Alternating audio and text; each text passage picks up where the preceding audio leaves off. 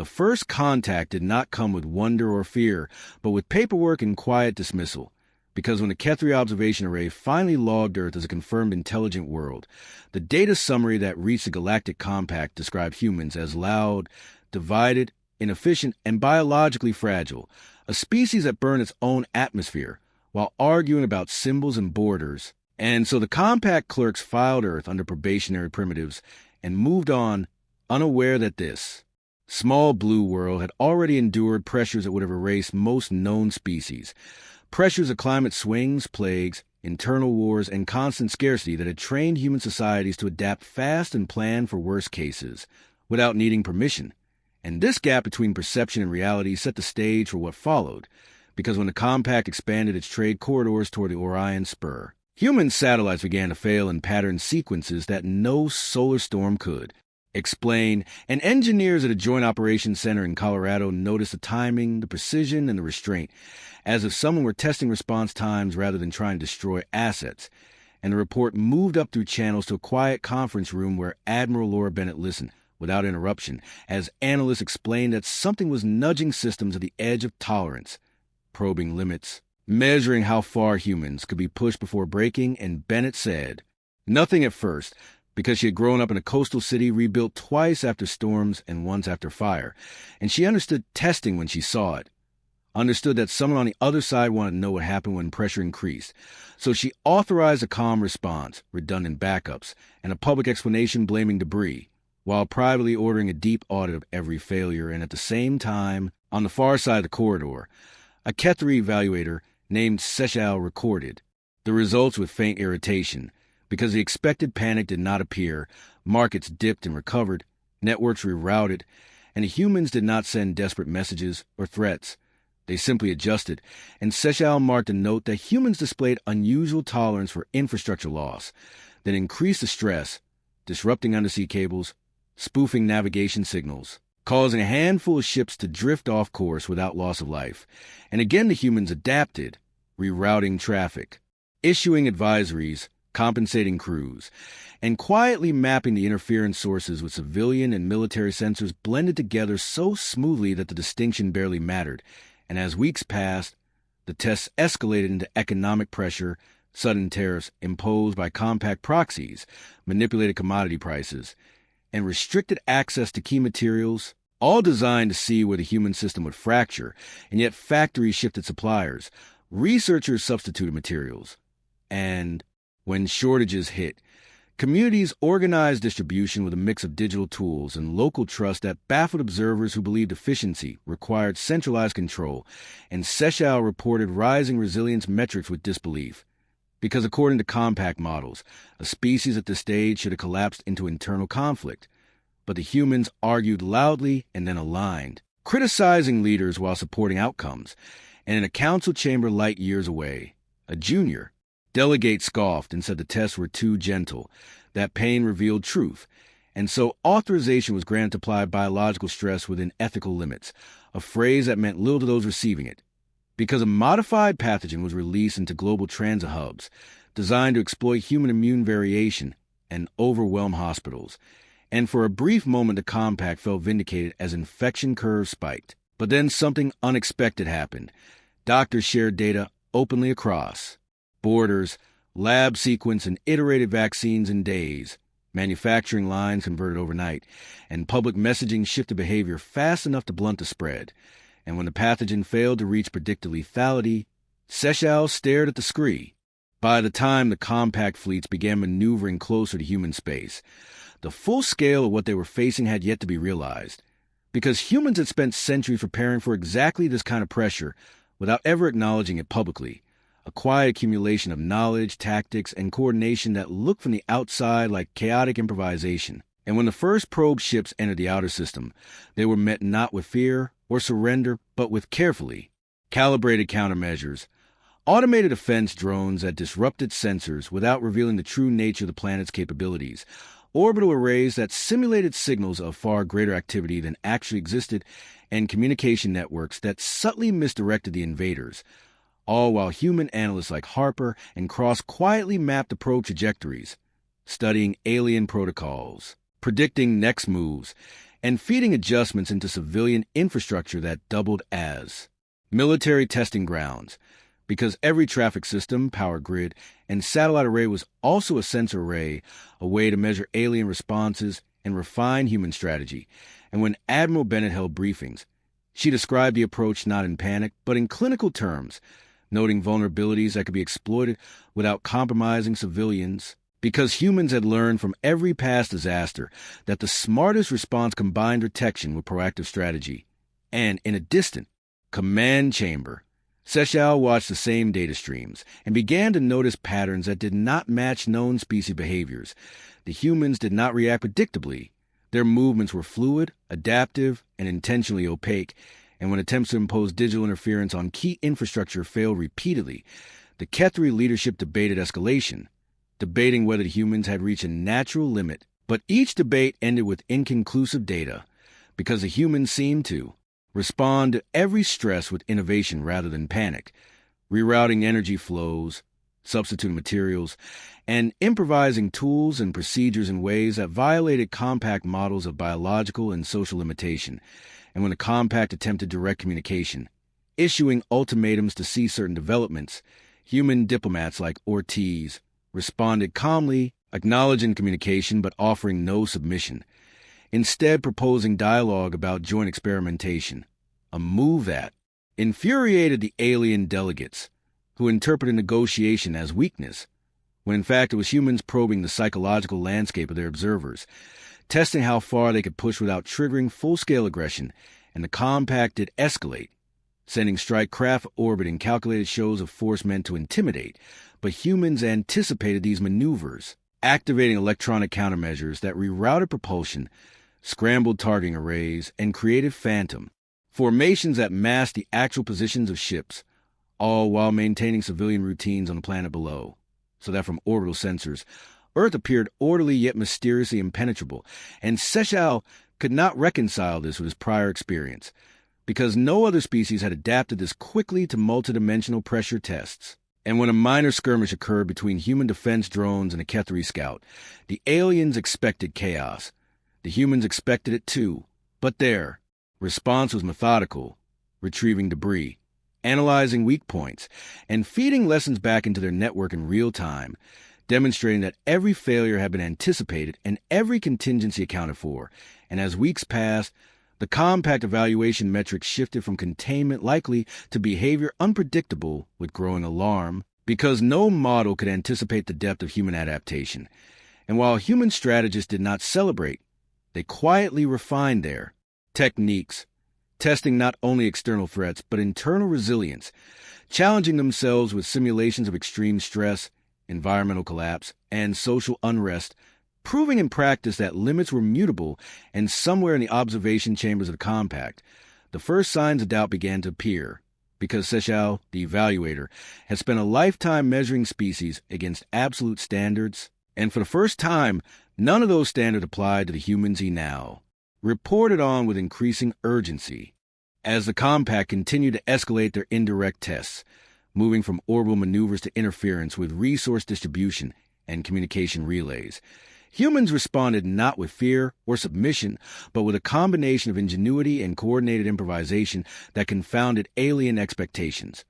Because Earth had long been a planet of extremes, where scarcity and conflict forged the ability to act quickly, adapt fluidly, and leverage local knowledge into global outcomes, and analysts like Daniel Cross devised strategies that integrated civilian infrastructure into defensive networks, transforming shipping routes into signal traps, commercial drones into reconnaissance units, and power grids into adaptive shields capable of rerouting energy away from vulnerable nodes while simultaneously feeding data back into predictive models that anticipated the aliens' next moves. And when the compact deployed advanced surveillance probes equipped with predictive AI meant to anticipate human behavior, the humans deliberately fed the probe subtle false patterns,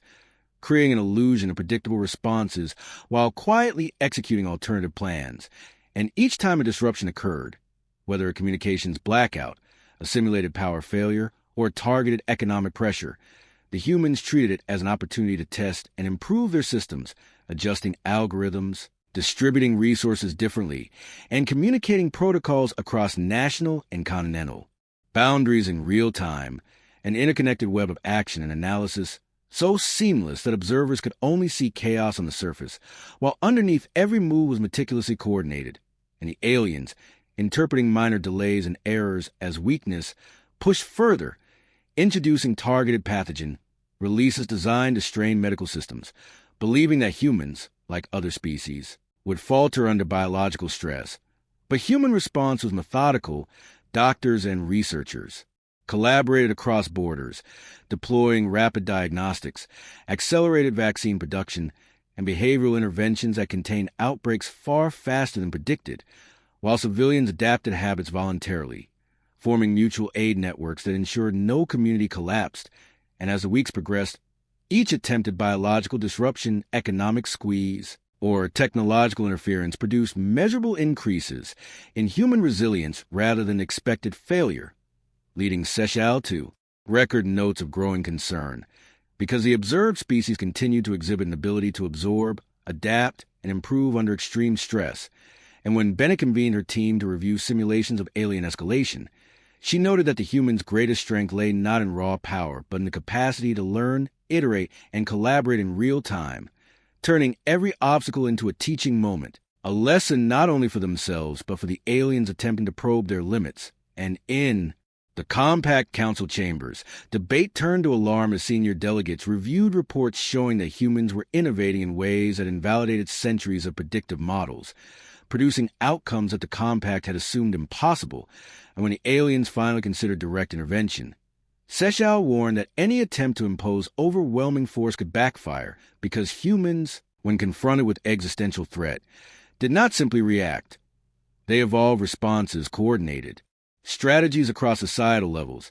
and leveraged every available resource with efficiency that mirrored and often exceeded compact design principles. And while Earth continued daily life with a mixture of focus and normalcy, behind the scenes, scientists, engineers, military officers, and civic leaders collaborated in adaptive networks, testing their own responses to increasingly complex scenarios, ensuring that every new stressor was met with an appropriate countermeasure, a refinement of tactics, and an expansion of human capability. And somewhere deep within the compact command structure, Seychelles finally used the words he had resisted for months. The humans appear to have no practical upper limit when challenged, a species that learns faster than it fears, adapts faster than it panics, and coordinates faster than the compact has ever encountered. And as those words circulated among senior officers, the first seeds of doubt were planted. Because no species had ever survived these calibrated pressures without fracturing, yet humans were not only surviving, they were improving quietly, continuously, and relentlessly, proving a truth that would soon resonate across the stars. There were no limits to what humanity could achieve when tested. By the time the compact authorized full-scale observational sweeps of human activity, the situation had already surpassed the point of predictable outcomes, because Earth had seamlessly integrated adaptive strategies into every layer of society, making every human action simultaneously an operational response, a data-gathering exercise, and a potential countermeasure. And analysts like Evelyn Harper tracked alien sensors with the same diligence the aliens used to monitor human systems, noting that every probe, scan, and signal injection had become part of a controlled experiment in deception, testing how the invaders would react to false positives, misdirected patterns, and carefully curated anomalies, while at the same time, engineers like Daniel Cross worked with logistics expert Maya Ortiz to ensure that civilian infrastructure doubled as resilience networks, capable of redistributing power, water, and communications in real time without creating panic. And when the compact introduced automated surveillance fleets designed to measure societal response, humans adapted by creating synthetic congestion, rerouting drone traffic, and simulating localized failures to see which alien assumptions were correct, all while maintaining the appearance of normalcy on the surface, which both concealed human planning and amplified alien misjudgment. And when the aliens attempted to manipulate global information flows, injecting false news and signals to test reactions, human networks intercepted, verified, and broadcast corrections faster than the manipulation could propagate, effectively turning the aliens' own actions into data for further adaptation. And as weeks turned into months, Bennett's task force ran parallel simulations, analyzing every attempted disruption, stress, or interference, and feeding results into predictive models that accounted for human ingenuity improvisation, and psychological resilience. And when the compact escalated to small scale, kinetic interference, sending targeted orbital strikes meant to force the humans into panic. The planetary defenses absorbed the impact, rerouted energy, and converted the event into both a training exercise and a data-gathering opportunity. And Seychelles, monitoring from afar, recorded rising alarm because humans were not only unbroken, they were learning exponentially, adjusting societal, military, and logistical systems to absorb threats and counter them in ways that no compact model had predicted. And when the aliens attempted to enforce restrictions on strategic resources, humans immediately substituted, improvising supply chains, repurposing industrial systems, and coordinating across borders with a speed and efficiency that appeared chaotic but was meticulously controlled. And the compact, convinced that biological, economic, and technological pressure points would reveal a limit, found instead that each action prompted a stronger, faster, and more cohesive human response, with the population as a whole demonstrating both adaptability and initiative that exceeded even their most optimistic projections. And somewhere in a council chamber hundreds of light years away, senior delegates began to argue that continued escalation could produce unpredictable results, but political inertia, overconfidence, and a desire to assert dominance over a supposedly primitive species kept the operations going,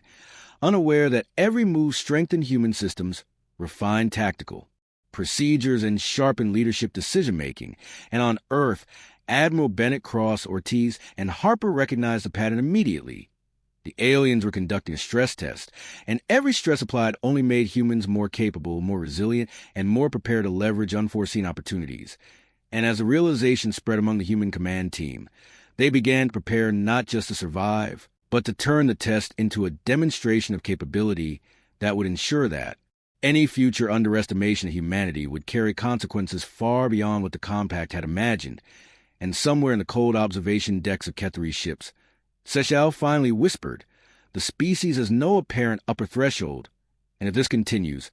their growth will outpace our ability to predict, control, or contain," words that spread quietly among the alien ranks, planting the first seeds of fear in a civilization that had never been challenged by anything like humanity's relentless adaptability, ingenuity, and resolve. As the months continued, the humans' responses to the compact's orchestrated pressures grew increasingly sophisticated,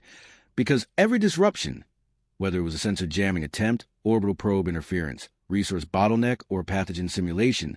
was treated as an opportunity to collect data, test strategies, and improve systemic resilience. And analysts like Evelyn Harper monitored both alien actions and human reactions, identifying patterns that allowed for predictive adjustments, while Daniel Cross and Maya Ortiz coordinated networks that blurred the lines between civilian and military infrastructure, transforming cities, transport systems, and communication grids into adaptive, self-healing ecosystems capable of rerouting, repairing, and innovating in real time. And when the aliens tried to escalate further by interfering with intercontinental logistics and supply chains, humans responded with decentralized contingency operations, creating multiple alternative paths, emergency supply hubs, and rapid response teams that could deploy across regions within hours, ensuring that no single point of failure could cripple society. And even when covert cyber attacks attempted to destabilize communications, human teams implemented redundancy, self-correcting protocols, and deception layers that lured the aliens into revealing their own system parameters, providing yet more data for adaptation. And as each simulated crisis passed without catastrophic impact, human confidence and capability increased exponentially, because survival had always been a teacher, and failure a rare but invaluable tutor. And when the compact attempted to manipulate human behavior through controlled misinformation,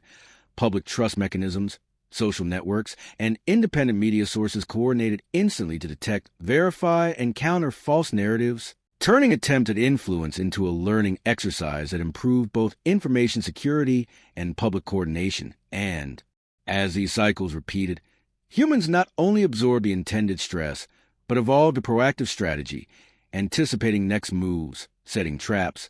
and developing countermeasures that extended beyond simple defense into controlled experimentation that tested alien assumptions.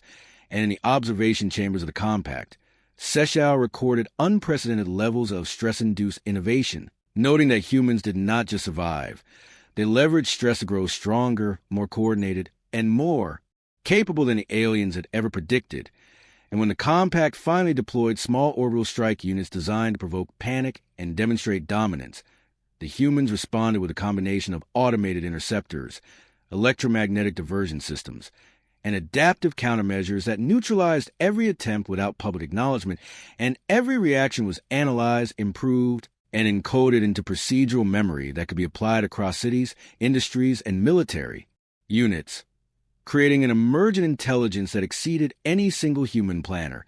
And as the alien delegates debated whether to continue escalation, Seychelles warned that humans appeared capable of indefinite adaptation under applied pressure, and the notion of an upper limit was not only absent but likely non-existent. And while Earth continued normal life on the surface, behind the scenes, simulations, real-world tests, and continuous refinement were producing a species that could absorb, analyze, and improve from any stressor, turning the compact's intended test into a demonstration of humanity's indomitable capacity, a living proof that no species, no matter how advanced, could predict or contain the relentless adaptability, ingenuity, and collaborative resilience of humans under pressure. And somewhere in the council chambers, the first genuine fear began to replace previous scorn. Because for the first time in galactic history, a species had proven that applied stress did not reveal weakness. It revealed limitless potential. By the time the compact attempted to enforce orbital quarantines and restrict access to critical materials, the humans had already turned every attempted constraint into a calculated learning opportunity, because years of adapting to environmental, political, and social stress had taught them not only to survive scarcity, but to exploit it strategically. And analysts like Evelyn Harper meticulously tracked each alien maneuver, noting patterns of addiction and overconfidence, while Daniel Cross and Maya Ortiz coordinated networks that integrated civilian, industrial, and military systems into a resilient, adaptive web capable of rerouting resources, repairing damage, and improvising solutions in real time. And when the aliens introduced controlled economic sanctions to pressure trade and resource distribution, humans immediately implemented alternative supply chains, repurposed local materials, and deployed decentralized logistics teams capable of operating autonomously, ensuring that no disruption could propagate to systemic failure. And when covert cyber manipulations attempted to alter financial, energy, or communications networks, humans responded with layered redundancies, rapid diagnostics, counter-deception measures, and adaptive feedback loops that effectively converted each attempted interference into intelligence for further adaptation. And as these cycles repeated, human confidence, capability, and strategic foresight increased exponentially because every stressor was internalized, analyzed, and used to improve future responses, creating a cumulative effect that exceeded anything the compact's predictive models could account for. And when minor kinetic interventions, targeted orbital strikes, simulated collisions, and precision electromagnetic pulses were deployed to induce fear or disorder, humans absorbed the impact, rerouted systems, and simultaneously collected data on alien strategy,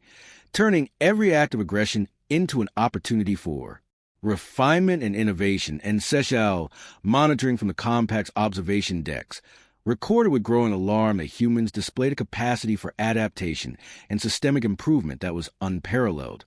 exceeding all known limits of biological, technological, and social resilience. And when Admiral Bennett convened her command team to review these developments, she noted that the species' greatest strength lay not in raw power, but in their ability to anticipate, iterate, and exploit stress as a tool for growth. And while the compact debated whether to escalate further, human teams quietly designed controlled tests of their own, creating adaptive simulations that mirrored alien interference, testing potential weaknesses in strategy, communication, and coordination. And when these simulations revealed vulnerabilities in alien protocols, humans developed subtle countermeasures, placing misleading signals, decoy formations, and adaptive routines that would confound any observer. And as the cycle continued, Earth became a living laboratory of resilience, innovation, and anticipation, with every stressor met not with panic, but with calculated adaptation. And somewhere deep within the compact command, Seychelles finally wrote in his log, "The humans do not break. They evolve under pressure. They adapt faster than any prediction, and there is no apparent limit to what the species can achieve when tested." Words that spread silently among the delegates, replacing scorn with cautious respect, then fear. as the realization dawned that humanity's true power lay not in weapons or technology alone, but in the relentless, collective, adaptive intelligence that turned every test into a triumph. And the seeds of doubt now permeated the Council, because for the first time, the Compact faced a species for which applied stress revealed potential, not fragility. A species that, when cornered, became stronger, smarter, and more dangerous than any could have imagined. And this truth would soon ripple across the galaxy, signaling that the era of underestimating humanity had come to an end. As the Compact shifted to more aggressive testing, deploying small fleets designed to provoke panic through shows of firepower, the humans responded with an astonishing combination of tactical foresight, adaptive systems, and decentralized coordination that confounded all expectations, because every city, communication node, and industrial complex had been prepared to function as both a civilian asset and a strategic sensor network, capable of detecting, analyzing, and countering interference in real time. And when targeted strikes disrupted power grids or transportation hubs, automated rerouting protocols, backup energy distribution, and rapid response repair units neutralized the intended effect,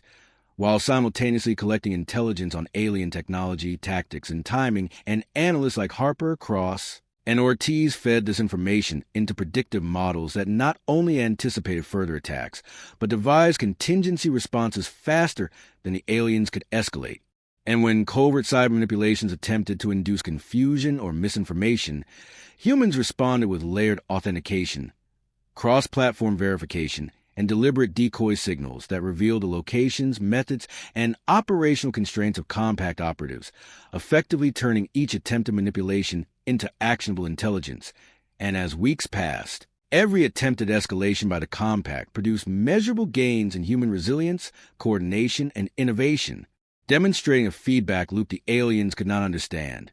The harder they pushed, the more humans adapted, strengthened, and prepared. And when small kinetic strikes occurred in orbital space, intercept drones, electromagnetic pulse shields, and adaptive guidance systems neutralized the threat, while simultaneously recording data for further optimization. And while civilians continued daily life with remarkable composure, behind the scenes, Earth had become a hyper-adaptive organism. Each failure transformed into improvement, each threat into learning, each disruption into strategy. And as Sechal observed from the alien fleet, the patterns emerging were unprecedented. No species had ever converted continuous external pressure into exponential growth in capability, resilience, and coordination. And when the Compact attempted to implement multi-pronged stress tests, combining economic, biological, technological, and kinetic disruption simultaneously, the humans responded with multi-layered strategies, synchronizing military, industrial, and civilian networks to absorb, redistribute, and counter each stressor, effectively rendering the attacks inconsequential. And in council chambers across light years, delegates debated whether continued escalation risked provoking a species that defied every predictive model. But political inertia and hubris kept operations in motion, unaware that each attempted pressure was training humanity to operate with unprecedented efficiency under extreme stress. And on Earth, Admiral Bennett and her team recognized a larger pattern. Every test imposed by the Compact was inadvertently producing a population, military, and technological network that had learned to anticipate, adapt, and overcome, turning every challenge into a stepping stone toward capability far beyond what any alien observer had imagined. And as Sechal finally recorded in his private log, the humans have no apparent upper limit under applied stress. They learn faster than we act, they adapt faster than we escalate, and they coordinate faster than we predict, a conclusion that began to ripple through the Compact, creating unease, second-guessing, and the first true sense of fear that they might have underestimated a species whose potential only revealed itself under pressure, a species that would not break, bend, or surrender, but instead grow stronger with every test, every attack, every challenge imposed by those who sought to define their limits. And in that realization lay the seeds of the Compact's first strategic miscalculation against humanity, a miscalculation that would reverberate across the galaxy in the months to come. By the time the Compact recognized the cumulative effects of their prolonged testing, it was already too late, because humanity had transformed every imposed pressure into a mechanism for growth, turning economic sabotage into supply chain innovation,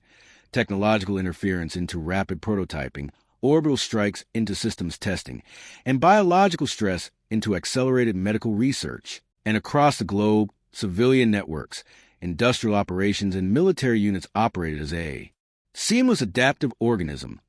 capable of observing, analyzing, and responding to threats with precision that far exceeded the compact's projections.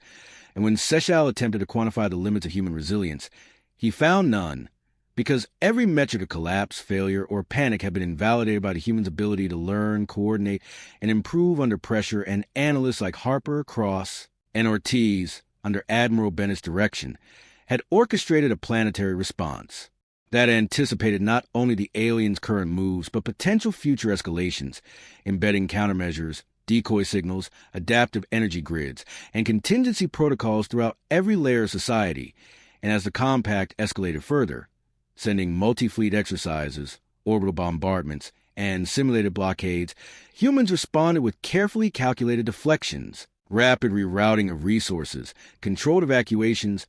and strategic deployment of drones and automated systems that rendered each attack ineffective while simultaneously gathering intelligence for future improvement. And in every case, what the compact intended as punishment or stress became data for refinement. Every failure became a lesson, and every intervention became an experiment in optimization. And while civilian life appeared normal on the surface,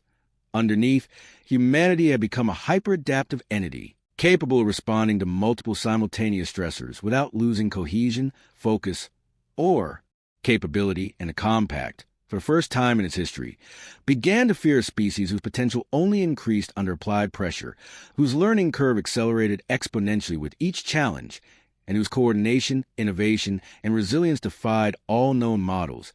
And when the final series of coordinated stress tests concluded, Seychelles' reports were unequivocal. The humans display no identifiable upper limit under stress. They convert pressure into capability. And any future attempts to dominate, restrict, or test them will only serve to increase their power, influence, and readiness. And on Earth, Admiral Bennett's team had anticipated exactly this moment, having used the compact's own actions to catalyze a level of planetary preparedness, military coordination, and technological integration that made humans effectively untouchable by the conventional standards of galactic power. And as the compact councils deliberated in growing alarm, humanity had already moved beyond the need for reaction, having internalized every lesson, optimized every system, and unified strategy and execution into a seamless whole, creating a species whose adaptability, intelligence, and resilience could not be measured, contained, or predicted. And as the first words of fear spread quietly among the delegates, it became clear that the era of underestimating humanity was over, because the species that had once been written off as fragile, divided, and primitive had revealed the ultimate truth. Applied pressure does not break humans, it perfects them. And the galaxy would never again confront a species whose potential under stress was limitless, whose collective intelligence grew with each challenge, and whose capacity for adaptation and innovation had no conceivable endpoint, leaving the compact to realize that they had tested a species not merely to failure, but into mastery. And in that mastery lay the final, undeniable proof that humanity had no limits, and the consequences of underestimating them would echo across the stars for generations to come.